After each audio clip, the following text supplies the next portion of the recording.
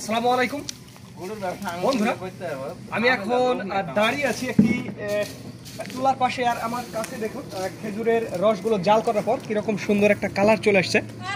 আর এখনই খেজুরের এই রস জাল করার পর গুড় তৈরি হবে। আর কালারটি দেখুন, একেবারে অস্থির কালার এবং গুড়ের কালারটাও অনেক সুন্দর হবে। আর এই রস থেকে 3 থেকে 4 ঘন্টা জাল করার পর আমরা খেজুরের গুড় তৈরি করি। স্পেশালি আমি এখন রয়েছি রাজশাহীতে, আর আপনাদের হাতে আমরা পৌঁছে দেবো একেবারে নিরাপদ রাজশাহীর বিখ্যাত খাঁটি খেজুরের গুড়। মনে রাখবেন প্রিয় বন্ধুরা, নিরাপদ বিখ্যাত খাঁটি খেজুরের গুড় একেবারে এরকম সুন্দর কোয়ালিটি। আপনি বা আপনার পরিবারের সবাই স্বাস্থ্যসম্মতভাবে খেতে পারবেন।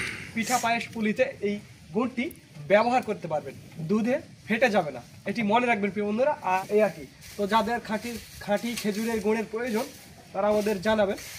এই গুড় নিয়ে প্রায় দীর্ঘ 3 বছর ধরে কাজ করছি।